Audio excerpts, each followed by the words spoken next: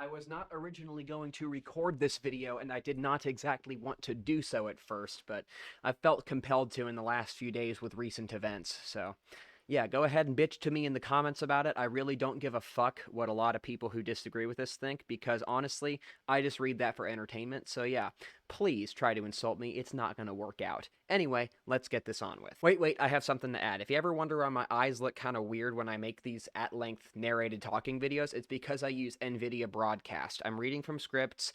Yes, I realize that's, kind of makes it a scripted video. Obviously, it's a script, genius. And I have autism. I've cleared this up in the pinned comments multiple times. Making these at-length videos would be a pain in the ass without a script. Believe me, it's hard. Once again, let's continue with this. Project 2025.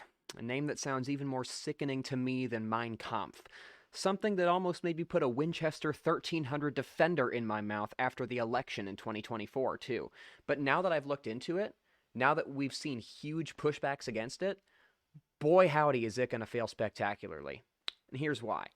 The project itself might be a dystopian roadmap, and with the Cheeto and the couch sexual now at the helm, there's every reason to stay alert, obviously. The good news is, though, resistance is already very strong, and a lot of what these people are pushing for directly conflicts with constitutional protections and existing laws. But caution here is key, especially given how much damage Ronald Reagan's administration was able to pull off with his own heritage-backed agenda. An agenda that I fittingly call Project 1981. I don't actually think it had a name. I call it that since Reagan's policies were basically an early version of what we're seeing in the new one. Corporate deregulation, union busting, and dismantling social safety nets. The difference now is that the modern right is even more openly authoritarian. I mean, shit, Elon Musk and Steve Bannon both did literal Nazi salutes on national TV not even a month apart. The push to get the federal workforce, roll back civil rights, and impose Christian nationalism is straight up dangerous, but it also reeks of desperation. The fact that they're trying to rush this stuff through shows that they know time is not on their side. It's the dying gasp of a group of fascist individuals that see Donald Trump as their god.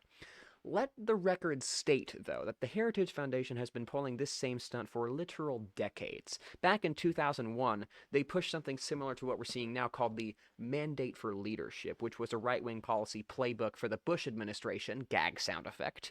And it wasn't as openly authoritarian as what we're seeing right now, but it still laid the groundwork for massive tax cuts for the wealthy, further deregulation of corporations, what else? Rolling back environmental protections, which accelerated climate issues, and expanding executive power, especially post 9/11, which justified surveillance in the Patriot Act. Ew.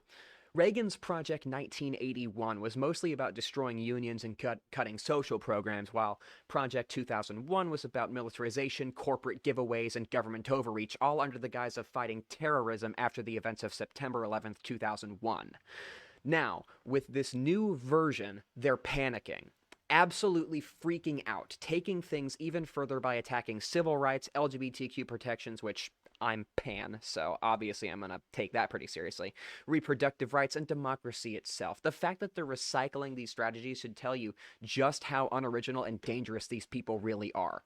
These people are so deep into their own delusions of power and control that they've completely lost touch with reality.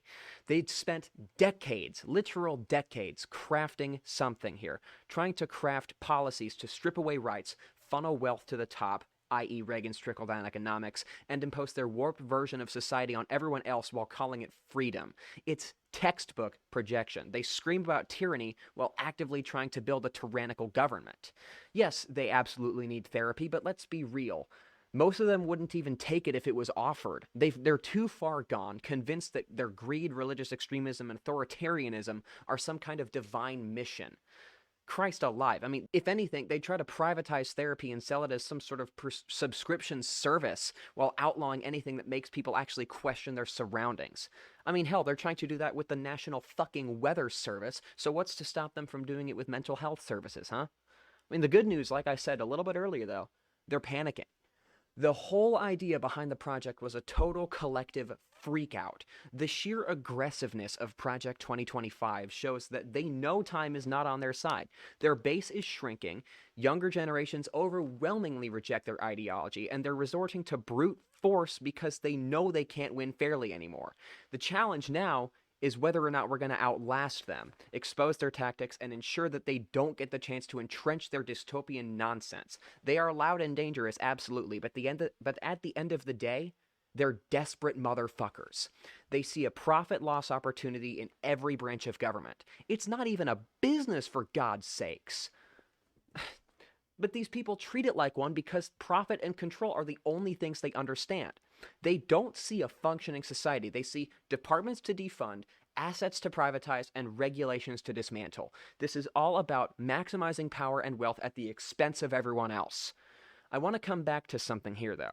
Even with two unhinged egomaniacs like the Cheeto and the couch sexual running the show, they're not going to get very far. The bureaucratic machinery of the government is massive, designed to prevent crazy shit like this.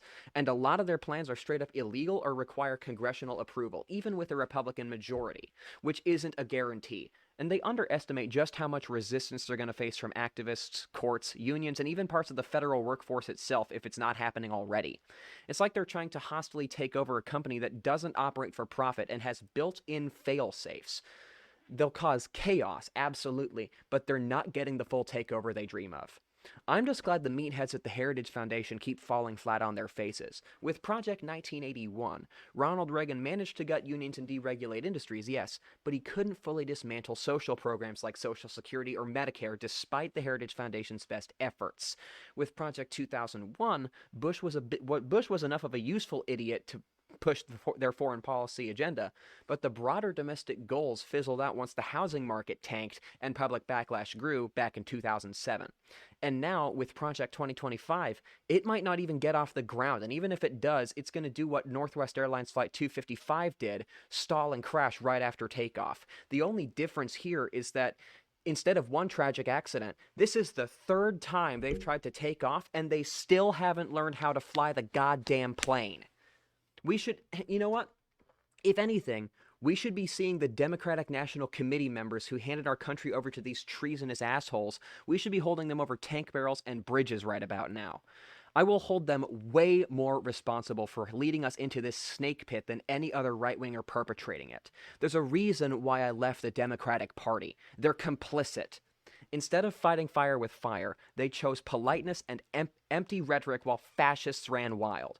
Instead of expanding democracy, they shut out the progressives and alienated voters, making people feel like there was no real alternative. Instead of strengthening protections against right-wing extremism, they enabled it by constantly reaching across the aisle to get people who openly want to dismantle democracy. The Democratic leadership isn't just weak. They are complicit. They would rather lose with dignity than actually fight to win. And in doing so, they handed the keys over to a group of people who have no intention of ever giving them back. They had every single opportunity to stop this from happening, and they fumbled it so goddamn hard. Sure, the GOP are the ones actively pushing this authoritarian garbage, but the DNC's weaknesses, incompetences, and obsession with maintaining the status quo made it possible for them to do so. And finally, when Project 2025 inevitably implodes, the Schadenfreude is going to be glorious. Absolutely delicious. These clowns really think that they're about to pull off some grand authoritarian takeover a la Kristallnacht, but instead they're going to be left scrambling with legal roadblocks, public resistance, and their own incompetence bringing the whole thing crashing down. And the best part, the people who backed it are going to turn on each other, just like when Bush's administration tanked, just like how neocons ate each other alive, just like how Trump world is already a backstabbing circus. They're going to start pointing fingers, blaming the deep state, rhinos, and even each other, completely refusing to admit that their own greed, hubris, and detachment from reality is what did them in. So, my good friends, grab some popcorn and put on your 3D glasses. Because when this thing goes down in flames, it's going to be a spectacle, and I will be laughing my sick, commie ass off when it does. And when it does, they're going to blame everyone but themselves, because that is what cowards do.